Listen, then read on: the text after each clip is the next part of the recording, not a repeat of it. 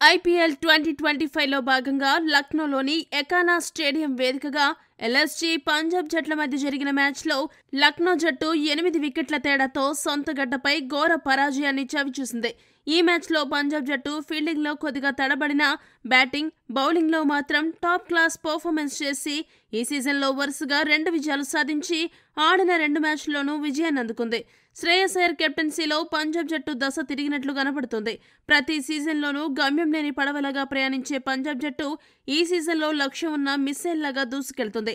పంజాబ్ జట్టులో ఈ మార్పుకు అయ్యర్తో పాటు హెడ్ కోచ్గా రికీ పాంటింగ్ రావడం కూడా ఒక కారణంగా కనబడుతోంది.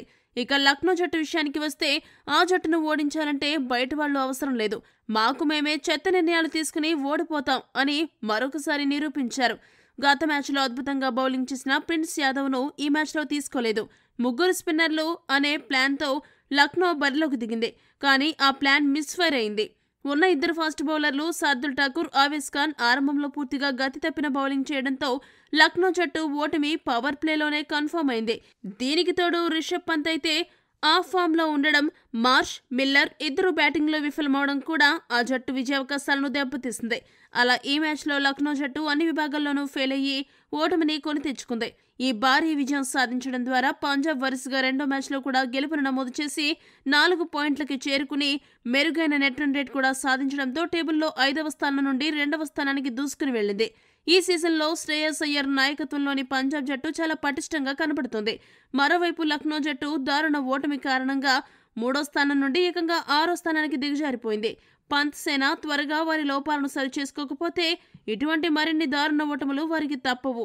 ఈ మ్యాచ్ హైలైట్స్ విషయానికి వస్తే టాస్ గెలిచిన పంజాబ్ జట్టు మొదట బౌలింగ్ చేయాలని నిర్ణయించుకుంది.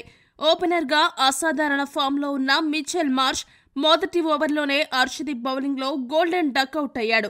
ఇక ఫామ్లో లేక ఇబ్బంది పడుతున్న మరో ఓపెనర్ మార్కరమ్ ఈ రోజు మ్యాచ్లో మంచి టచ్లో కనబడ్డాడు.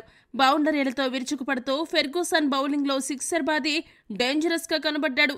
కానీ అదే ఓవర్లో ఫెర్గూసన్ బౌలింగ్లో 18 బంతుల్లో 156 స్ట్రైక్ రేట్తో 28 పరుగులు చేసి క్లీన్ బౌల్డ్ అయ్యాడు. ఆ తర్వాత వచ్చిన రిషబ్ పంత్ కేవలం 2 పరుగులు మాత్రమే చేసి మ్యాక్స్వెల్ బౌలింగ్లో అవుట్ అయ్యి నిరాశపరిచాడు. ఈ సీజన్లో ఇప్పటి వరకు ఆడిన 3 మ్యాచ్లలో కూడా పంత్ అట్టర్ ఫ్లాప్ అయ్యాడు.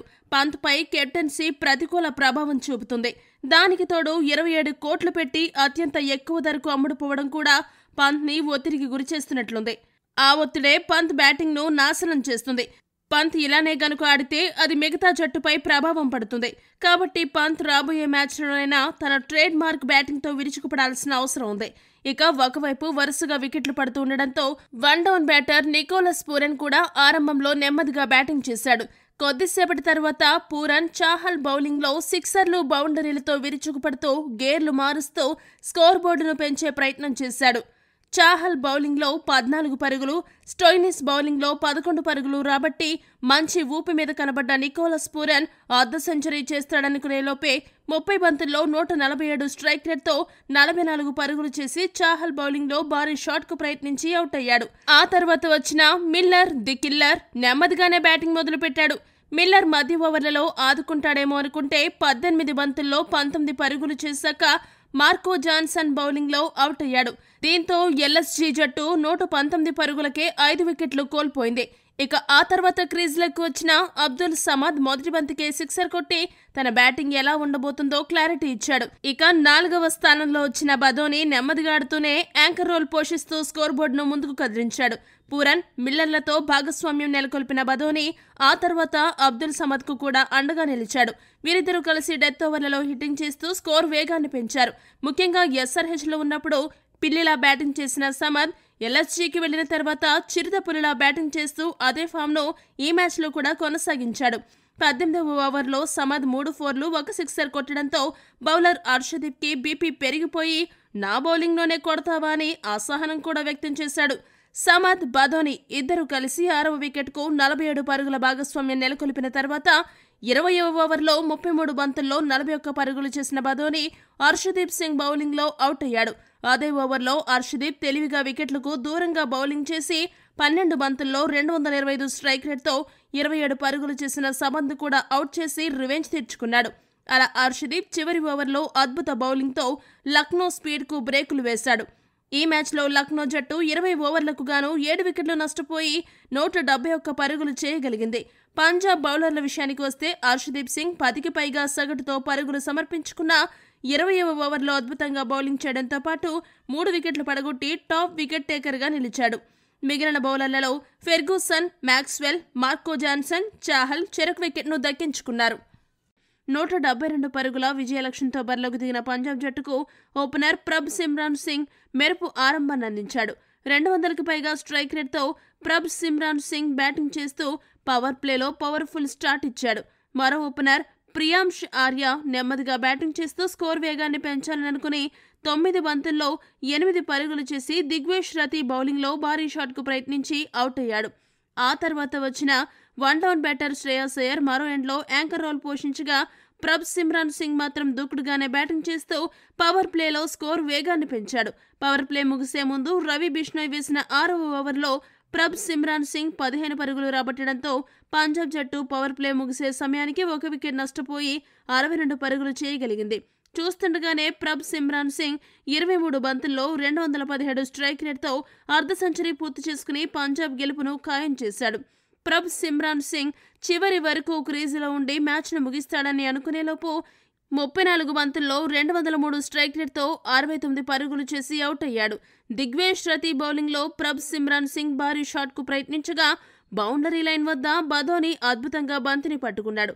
కానీ బౌండరీ అవతల వైపుకు పడిపోతున్నట్టు గమనించి తాను బౌండరీ అవతలకు పడిపోయి బంతిని మాత్రం బయటకు విసిరాడు. సరిగ్గా ఆ సమయంలోనే బ్యాకప్ ఫీల్డర్గా ఉన్న బిష్నోయ్ అద్భుతంగా క్యాచ్ పట్టడంతో ప్రభ్ సిమ్రాన్ సింగ్ ఇన్నింగ్స్ ముగిసింది. అలా శ్రేయస్ అయ్యర్, ప్రభ్ సిమ్రాన్ సింగ్ మధ్య 84 పరుగుల భాగస్వామ్యానికి తెరపడింది. ఆ తర్వాత వచ్చిన నేహాల్ వధేరా క్రీజులోకి వచ్చినప్పటి నుండి మంచి బ్యాటింగ్తో 150కి పైగా స్ట్రైక్ రేట్తో బ్యాటింగ్ చేసి స్కోర్ బోర్డును పరుగులు పెట్టించాడు. శ్రేయస్ అయ్యర్, నేహాల్ వధేరా ఇద్దరు కూడా వేగంగా మ్యాచ్ను ముగించాలని డిసైడ్ అయ్యి సిక్సర్లు, బౌండరీలతో విరుచుకుపడ్డారు. వీరిద్దరూ కలిసి లక్నో బౌలర్లను పిచ్చకొట్టుడు కొట్టడంతో మరో 23 బంతులు ఉండగానే మ్యాచ్ ముగిసింది. శ్రేయస్ అయ్యర్ సిక్సర్తో మ్యాచ్ను ముగించాడు. ఈ మ్యాచ్లో పంజాబ్ జట్టు 16.1 ఓవర్లలోనే లక్ష్యాన్ని ఛేదించింది. అయ్యర్ 30 బంతుల్లో 52 పరుగులు చేసి అర్ధ సెంచరీ సాధించగా వధేరా 25 బంతుల్లో 43 పరుగులు చేశాడు. అయ్యర్, వధేరా ఇద్దరు కలిసి 36 బంతుల్లో 67 పరుగుల భాగస్వామ్యాన్ని నెలకొల్పి అజేయంగా నిలిచారు. పంజాబ్ను గెలిపించారు.